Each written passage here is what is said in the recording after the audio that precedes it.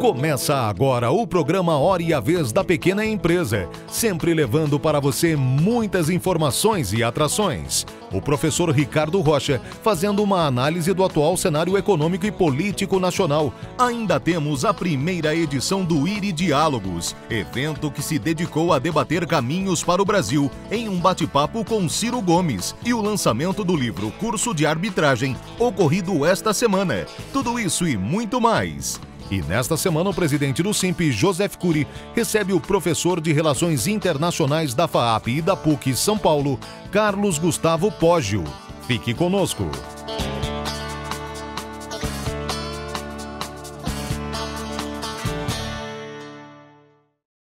Bom, agora o carnaval terminou, o ano começa. O governo Bolsonaro está entrando aí no seu terceiro mês, daqui a pouco completa 100 dias, que é sempre uma data significativa, né? E do ponto de vista político, a gente tem acompanhado aí mudanças que ainda estão acontecendo, ainda tem uma briga ideológica forte no Brasil. É sempre o derrotado criticando o novo e o novo que ainda também não está sabendo se comunicar adequadamente. O Brasil tem expectativas muito positivas, né? Tem muito capital no mundo disponível para investimento. Se a gente conversar com a Bolsa, com a B3, provavelmente ela vai dizer que deve ter aí pelo menos 1.000 companhias brasileiras em condições de pensar em ir ao mercado. Não sei se para fazer oferta de ações, mas talvez para abrir o capital emitindo dívida e reforçando a sua estrutura de capital. Então nós temos uma conjuntura favorável. O ponto principal é que estamos todos pensando na reforma da Previdência. Então, assim, a reforma da Previdência é que vai sinalizar, de fato, a competência do novo governo em mudar a gestão das contas públicas brasileiras. Por quê? Porque é a reforma mais relevante. E ela, embora surta efeito só no longo prazo, politicamente ela é muito importante porque seria um apoio do Congresso, recém-eleito, e tem muita gente nova nesse Congresso, a uma nova forma de governar, né? Se pensando mais em liberar o espírito animal do empresário, incentivar as pessoas a serem mais empreendedoras. Não é terminar com as bolsas sociais, mas é criar critérios de justiça, quem recebe, quem não recebe, como eu posso evoluir, melhorar o Bolsa Família, mas ao mesmo tempo como criar condições para que o indivíduo deixe de receber a bolsa, ou seja, qual é a saída, né? Então tem questões muito importantes. Para você, empresário, eu acho que você deve ficar muito atento. A possibilidade da reforma passar é grande, porque mesmo os partidos de oposição sabem que não aprovar a reforma é jogar o país numa situação caótica. Então tem a impressão que vai passar. Vai passar a reforma ideal? Nunca. Por quê? Porque a reforma ideal não existe. Previdência é algo que a cada ciclo de 10 anos, ou seja, 2 mandatos governamentais, você tem que rediscutir. As pessoas estão vivendo mais, né? E isso tem outras implicações. Taxa de câmbio, eu acho que estabilizou. Se a Previdência for aprovada, eu acho que a taxa de câmbio recua, é uma opinião muito pessoal minha, recua aí talvez até para 3,50, eu acho que isso pode dar um alento também maior aí em termos de estabilidade, né? Porque a grande verdade é que, tirando as exportações de safra, onde o câmbio favorece muito e também o preço internacional das commodities, é que os setores exportadores que sempre reclamam da taxa de câmbio, na verdade eles têm que pressionar o governo para que uma reforma tributária ocorra. Quer dizer, além da reforma da Previdência, a reforma tributária, para poder buscar mais eficiência na produção. Quer dizer, se a gente for viver só de exportar câmbio, não vai funcionar. Então acho que é um ano otimista, mas a gente tem que ficar atento e um pouquinho de frio na barriga, quando a gente sai do vestiário para entrar no Maracanã numa final de Copa do Mundo, não faz mal.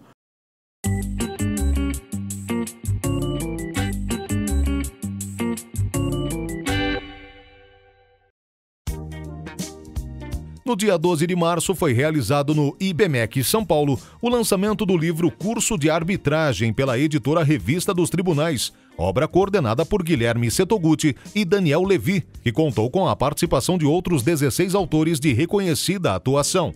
Houve sessão de autógrafos no local. O curso de arbitragem traz uma visão moderna e atual sobre o tema, comentada por grandes especialistas. Essa obra é um curso de arbitragem, é uma obra coletiva que conta com 18 coautores.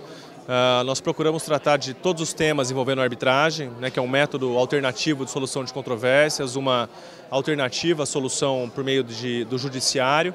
Que serve não só para você ter, na verdade, um estudante que precisa entender sobre algum tema, mas também para o advogado ou para o árbitro no dia a dia que está trabalhando, que precisa de uma referência. Então, é tanto um livro de mesa, de consulta, como um livro de estudo.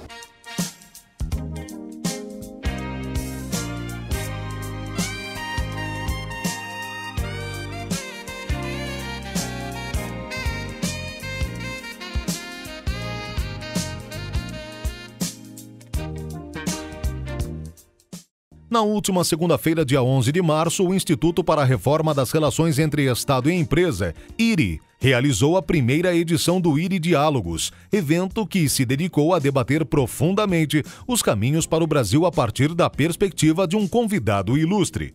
Para a edição inaugural que aconteceu na Unibis Cultural, o Instituto recebeu Ciro Gomes, reconhecido político e estudioso da realidade brasileira. Sim, hoje é um dia muito feliz para nós, porque nós recebemos aquele que, para mim, é um dos mais densos e intelectualizados políticos brasileiros, que é Ciro Gomes. É uma conversa com um brasileiro muito qualificado, autor de livros que cada vez mais chamam a atenção das pessoas que, como eu, se preocupam com coisas sérias no Brasil. E é uma conversa sobre o país. Nós queremos reforçar isso, porque esse instituto que pretende redesenhar as relações, as institucionalidades entre as empresas e o governo, e entra aí a questão da corrupção e das macrocondições de se produzir, empreender e trabalhar, isso talvez seja um dos mais graves entraves hoje ao Brasil se reconciliar ao redor de um projeto nacional de desenvolvimento. Portanto, será uma conversa bem intencionada de dois brasileiros. Ciro Gomes discorreu sobre os desafios para o desenvolvimento do Brasil. Foi sensacional. Eu sou suspeito porque o IRI organiza o evento, mas estou muito contente com a nossa primeira rodada de debate.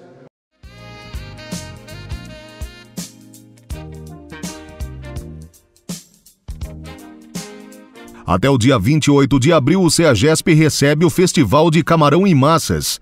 São oferecidos aproximadamente 40 opções de pratos, ao preço fixo de R$ 79,00 por pessoa.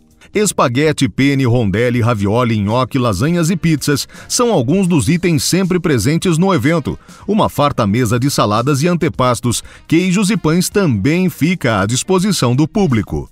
A grande estrela do festival é o espaguete com camarão, prato preparado no interior de uma esfera de queijo parmesão. Não deixe de prestigiar na Avenida Doutor Gastão Vidigal, número 1946.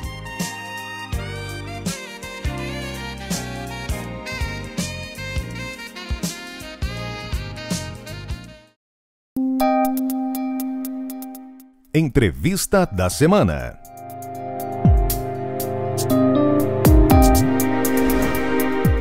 O nosso convidado de hoje é o Dr. Carlos Gustavo Poggio, PhD pelos Estados Unidos e autor de um livro que foi considerado pelo Foreign Affairs como um dos melhores livros sobre relações internacionais em 2012.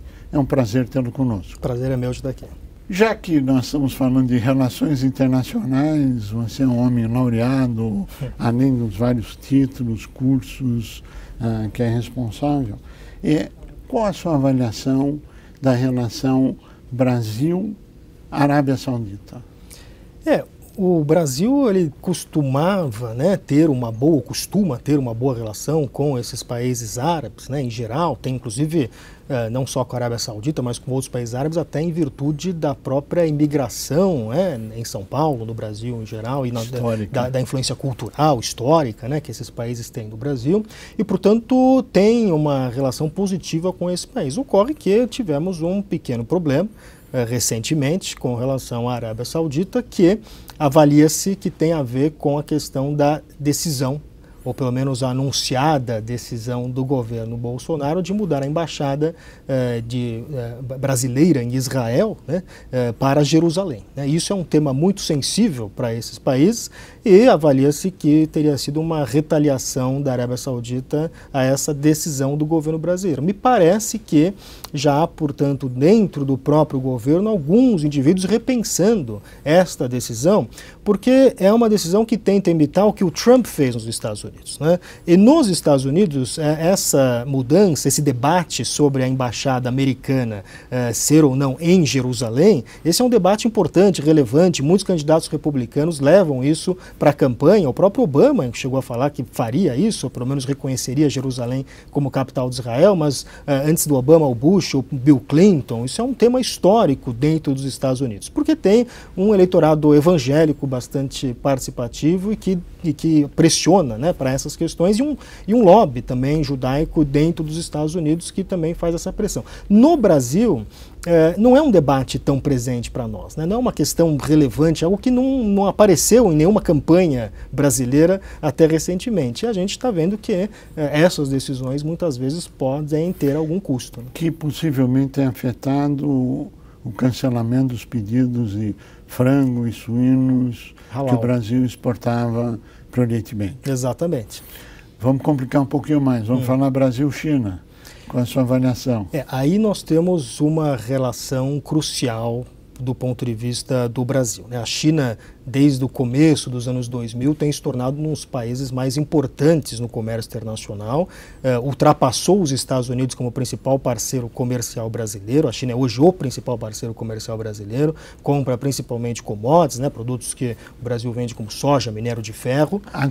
Agrobusiness, que é crucial para o Brasil e que, portanto, de novo, né, nos leva a essa questão de algumas orientações do novo governo brasileiro que alguns indivíduos dentro do governo, da área de comércio internacional ou da área de relações exteriores, fizeram algumas declarações meio contrárias à China, né? Como se a China, de novo, tentando imitar o padrão Donald Trump nos Estados Unidos. O Trump fez uma campanha muito combativa com relação à China e no Brasil buscou-se um pouco imitar essa abordagem combativa. Só que no caso do Brasil, isso de novo não faz tanto sentido. Não só porque a China é o principal parceiro comercial brasileiro, mas como você disse muito bem, no setor do agronegócio, né? E esse setor, essa bancada do agronegócio no Congresso é uma bancada de apoio importante para o presidente brasileiro. Então veja que se o Brasil começa a arrumar problema com a China e a China prejudica o Brasil de alguma forma nessa questão do agronegócio, isso pode inclusive enfraquecer o apoio do governo desses setores que são os setores ligados ao agronegócio no Congresso Nacional. Então acho que essas duas primeiras questões que nós estamos tratando, elas são interessantes porque elas nos levam a repensar essa história de você tentar copiar algumas pautas ou importar algumas pautas que não são centrais para o Brasil dentro de uma realidade distinta, né? A realidade americana e a realidade brasileira. Acho que a gente tem que ser um pouco mais estratégico nessas questões. Vamos complicar um pouquinho mais, vamos colocar a relação China e Estados Unidos no contexto, como isso afeta o Brasil. Aí, ao falar de China e Estados Unidos, nós estamos falando de um pilar das relações internacionais contemporâneas, modernas, né? Quer dizer, a relação entre China e Estados Unidos e o futuro dessa relação talvez seja a chave do futuro das relações internacionais no século XXI, né? Então a China, com esse crescimento todo que a gente falou no início dos anos 2000, tornou-se um adversário em potencial nos Estados Unidos. Então essa disputa que a gente vê comercial do Trump com a China, na verdade o pano de fundo dessa disputa é uma disputa geopolítica por poder, né? Então nós temos aí dois pesos pesados das relações internacionais numa disputa por poder que inicialmente começa com uma relação meramente comercial, hoje é uma relação que vai se expandindo para outros setores, particularmente a questão da tecnologia, que me parece que é onde vai se dar o embate principal daqui para frente, né? Então, quando o Trump ele busca enfrentar a China do ponto de vista comercial, no fundo ele está respondendo algumas demandas domésticas nos Estados Unidos, que buscam um enfrentamento no geral com relação à China, China como um possível competidor dos Estados Unidos no jogo das grandes potências, né? A gente precisa lembrar que os Estados Unidos eles dominam os mares, né? O poder naval americano ele é muito importante no comércio internacional, que grande parte do comércio internacional é feito por via marítima. E quem é que garante a segurança dos mares internacionais hoje em dia é a Marinha norte-americana. Então, isso para dizer que há uma conexão entre a questão econômica, a questão militar e a questão política. Agora, aprofundando um pouquinho mais essa relação Estados Unidos-China, os reflexos do Brasil estão sendo colocados com a ameaça da China de cortar ainda este ano muita importação, especificamente soja, do agrobusiness. De novo, temos aí uma questão para o Brasil pensar em termos da direção da sua política externa. Então veja que se o Brasil decide enfrentar, digamos assim, a China, e portanto isso tende a trazer uma retaliação da China, isso pode nos trazer prejuízos bastante significativos. O que os Estados Unidos têm feito com a China, e a abordagem do Trump, ela não é uma abordagem do presidente Donald Trump, ela não é uma abordagem ideológica, né, que a China representa ideologicamente uma ameaça ao Ocidente ou alguma coisa do tipo. Ele tem uma abordagem de homem de negócios, né? Então, portanto, ele quer aumentar a venda de produtos americanos para a China e para isso ele se utiliza de uma ferramenta muito importante que ele tem, que é a questão das tarifas, né? Quer dizer, a China ela é altamente dependente, ao contrário da relação da China com o Brasil, a China não depende das suas exportações para o Brasil, né? O que a China exporta para o Brasil é uma parcela muito pequena da exportação total chinesa. Agora, o que a China exporta para os Estados Unidos, isso é muito relevante. Então, portanto, os Estados Unidos têm aí uma ferramenta de negociação importante que o Brasil não possui. Então, o que acontece nessa relação é que a China, se ela se compromete a comprar mais dos Estados Unidos, ela vai acabar comprando menos de quem? Do Brasil, provavelmente. Agora, a China, para resolver o problema dessa tarifa, ela resolveu aquecer o seu mercado interno, reduzindo impostos e reduzindo o custo do dinheiro. E me parece que o resultado disso foi exatamente a antítese daquilo que os Estados Unidos buscavam. Qual a sua avaliação desse cenário? O próprio Donald Trump na campanha, ele já falava sobre a questão monetária fiscal chinesa e como isso prejudicava os produtos americanos, né? Então, portanto, isso nos mostra o seguinte, que mesmo no caso dos Estados Unidos, né, o Trump, mesmo com toda essa questão de tarifa, os Estados Unidos, os números que saíram na semana passada, o déficit comercial americano é recorde. Ou seja, não houve impacto nenhum do ponto de vista do déficit americano essa guerra comercial que o Trump está fazendo. Por quê? Porque há outras questões envolvidas, como questões macroeconômicas, questões fiscais, questões de impostos, que acabam tendo impacto muito mais significativo nessas trocas comerciais do que exatamente a questão das tarifas. Então a gente precisa examinar essas coisas também com algum cuidado. E o Muro do México? Acabou que a questão do muro foi um tema central nessa última discussão que houve no Congresso americano, que acabou levando à paralisação do governo americano e ao Trump anunciar estado de emergência para ele poder circunscrever o Congresso e conseguir os fundos para o muro. Ele é muito pressionado domesticamente por alguns setores que o apoiaram na campanha, principalmente alguns jornalistas da Fox News e outros jornalistas que são importantes para a base de apoio do Trump. Ele é muito pressionado nessa questão do muro. E como ele percebeu que não ia conseguir no Congresso americano, que está muito polarizado, né, e foi recentemente os democratas obtiveram uma vitória importante na Câmara dos Representantes, quando ele viu que não ia conseguir essa negociação dentro do Congresso, ele acabou utilizando esse dispositivo que é a declaração de emergência, porque ele sabe que se chega a 2020 ele não tem um muro de alguma forma para mostrar, isso vai ser vai ter um impacto significativo na sua chance de reeleição. Rússia, China, Venezuela, de um lado, Estados Unidos, Brasil e outros países de outro lado. Qual é o cenário na sua visão? O que você menciona é um realinhamento de forças nas relações internacionais um pouco similar, claro, guardadas todas as proporções àquilo que a gente viu durante a Guerra Fria, né? Então você tem um polo que se articula em torno dos Estados Unidos e um polo que se articula em torno da China e Rússia, né? Ainda que China e Rússia também tenham diferenças significativas. E o que você tem neste polo entre China e Rússia são normalmente estados com um pendor mais autoritário do que você tem no outro polo, que é o polo liderado pelos Estados Unidos. Então há um certo realinhamento realinhamento, aí não é mais capitalismo e comunismo, mas talvez um realinhamento entre países de perfil mais autoritário e países de perfil mais democrático. A esses países de perfil mais democrático, por sua vez, é preciso fazer essa ressalva, né? São países que estão cada vez mais infectados pelo vírus do populismo, né? Elementos populistas que passam a surgir nos Estados Unidos, no Brasil, a gente vê isso na Europa também muito claramente, e isso pode também afetar essa relação entre esses países. A Europa também está em crise, fora de crise, entra, sai, qual a sua visão de tudo isso? A Europa, até 2008, a Europa só viveu períodos, entre a década de 50, né, quando a gente fala de Europa, estamos falando da União Europeia, né, entre a década de 50, no pós-Segunda Guerra, e 2008, a Europa viveu quase que um período constante de crescimento, de aprofundamento da sua integração e de prosperidade, né. Houve uma época de muita prosperidade nos anos 90 e início dos anos 2000.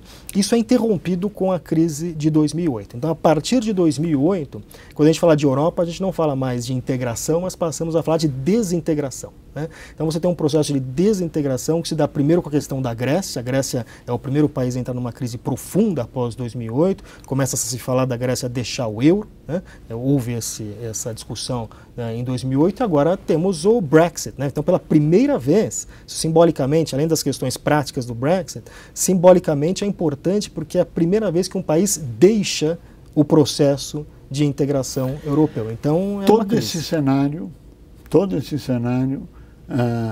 de aquecimento, desaquecimento, vai, não vai, etc., apresentam riscos para o comércio internacional brasileiro, o mercado interno brasileiro e a política do liberalismo total versus até que ponto você precisa de Estado ou não precisa de Estado.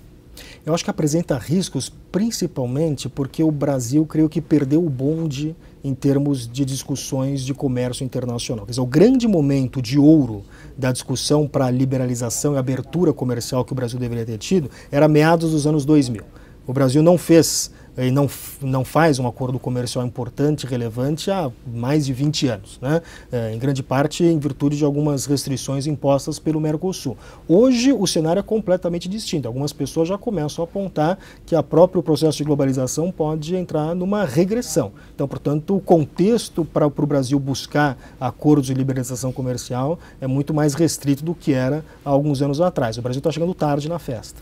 Carlos Gustavo Pódio, nós agradecemos muito a sua participação, nós chegamos ao final do nosso tempo, queremos agradecê-lo pelo brilhantismo e as informações e desejar que o mundo ache a paz e o desenvolvimento. A você que esteve conosco, o nosso mais profundo agradecimento, com a certeza que estaremos juntos na semana que vem. Até lá!